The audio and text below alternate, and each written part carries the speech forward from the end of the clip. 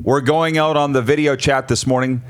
Justin Dunk joins us from 3DownNation.com. They've been breaking all the stories across the CFL here this offseason. Let's bring in JD. Do we have looking old. There, he looks better. He's always the best looking guest on the show.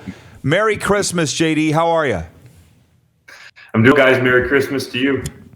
Hey, we were having a lot of fun here reminiscing and looking back on the Grey Cup. Obviously, you're looking ahead, breaking all the stories of where the coaches are going and so forth. But just your take on the Grey Cup, if you don't mind, because you haven't talked about it enough. The Ticats at 15-3. What happened? Where did they go? Why did they not show up in the Grey Cup? It just seemed like right from the get-go when they turned it over, and I know that unfortunate interception happened when Dane Evans threw it off the hands of Jalen Acklin, and then it bounced into Blue Bombers back for an interception. I felt like if the Ticats got behind early, that it was going to be tough for them because all season they had been front runners. Indeed, that was the case. Now, you wouldn't have predicted that they would turn the ball over 3 times in the opening quarter, but the fact that they were early, especially against the team Bombers with Andrew Harris that are going to run the football, was tough for them to dig out of. And I really think that was a position they really hadn't been in too many times during the regular season, and that, at the end of the day, was their downfall. So looking ahead, or at least catching up in the time since, La Police in Ottawa, Rick Campbell in BC, Scott Milanovich in Edmonton. Am I forgetting somebody? I think that's everybody. Oh, well, Kahari re-signing in Montreal. Any of these catch you real off guard, or did you see some of them coming? Maybe the one that you didn't mention, Ryan Dinwiddie. Yeah, right. To me, and that might have caught people off guard around the league. You know, I had heard about it, but the way they went about it, I just didn't understand that you have Corey Chamblin still under contract. You're interviewing multiple head coaching candidates, Pinball Clemens admitted. All of a sudden, in the same press release, let Corey Chamblin go and you hire Ryan Dinwiddie. That's not the professional way to go about it. And you can see the other organizations that you mentioned in Ottawa and out in Edmonton, the proper thing, the decision, moved forward, had a search, and did it the way you're supposed to, messy way, we'll say, which was surprising considering the Argos have Clemens as their GM. So now that it's happened, what do you think about it? Because the people, I mean, I know Ryan, ton of respect. The people that have coached with him, played for him, ton of respect. They think it'll work. What do you think as the learned football pundit that you are?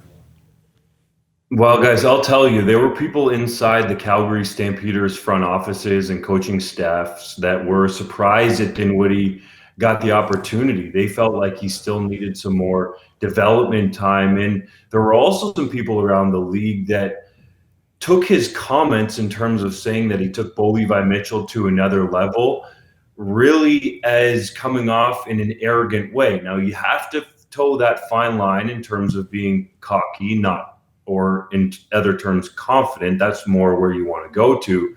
There were some people in Calgary surprised, and we all know the Stampeders are sort of the gold standard right now in the league in terms of being consistently competitive. So if those guys were surprised, to me, it's something Dinwiddie's going to have to prove. Justin, you talked on the Toronto Argonauts, and I never thought of that until you just mentioned it about the unprofessional way that they got rid of the coach and hired Ryan Dinwiddie. Will that hurt them in getting assistant coaches for an offensive coordinator and restructuring that whole team there? Because you see something like that, you're going to be very, very leery of wanting to work for that organization, notwithstanding that, you know, Toronto doesn't really have much support out there. But is that going to hurt them? Might, but most coaches who are out looking for a job right now or have the opportunity to work, that's just how. So maybe in the short term or initially, the Argos are going to have to explain that reason and get over it. But I don't get the entire staff together, especially when you look at the league and some of them are coming together rather quickly. Ottawa would combine with what Paul LaPolice has done in hiring Mike Benavides, retaining Bob Dice as special teams coordinator, getting Bob Wiley as the offensive line coach, to get Kevin Glenn as a quarterback coach. That the Argos need to be more concerned about moving quickly, although they're going to have to ask questions of some of the coaching candidates. Justin, you watch the ratings numbers very closely on 3DownNation throughout the year. Now the ratings were up for Grey Cup, but if you look across the board, it wasn't necessarily a sparkling year. Attendance again was down a little bit. The Grey Cup wasn't necessarily sold out. Yet we see Randy Ambrosie touring around internationally, doing more of that. What's going to be the league focus here come the spring to try and reinvigorate this fan base and put some more butts in the seats and maybe get a bump in some television ratings this season? And Ambrosie has talked about their bums in seats operation. Clearly 2.0 is a strategy that they're going to go really hard at. They've hired Greg Quick as their director of, let's say, global scouting.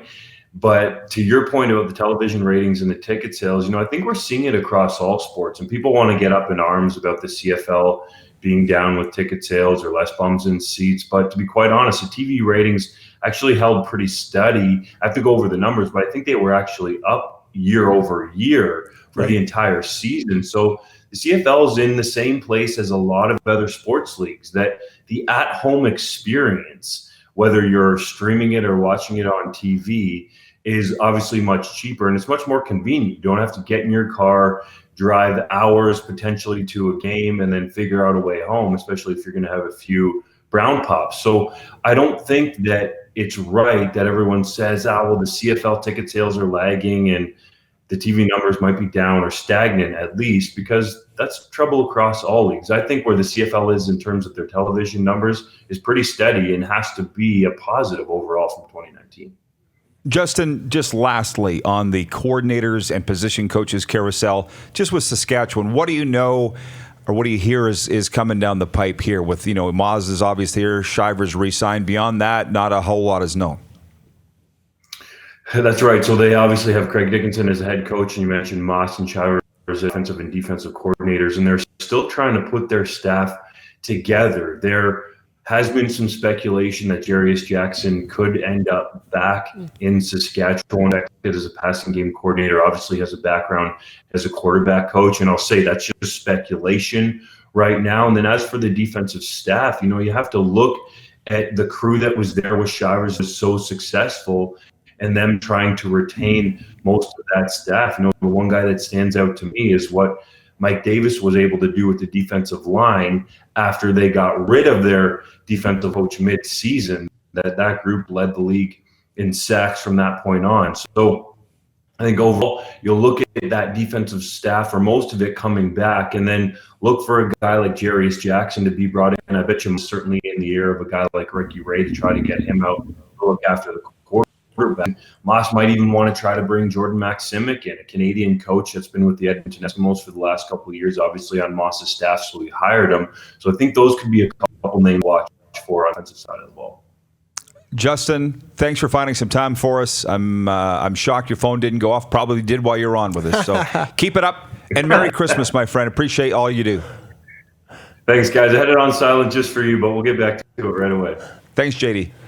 You're watching Rod Pedersen On Demand. For more of The Rod Pedersen Show, visit rodpedersen.com or follow Rod Pedersen on social media.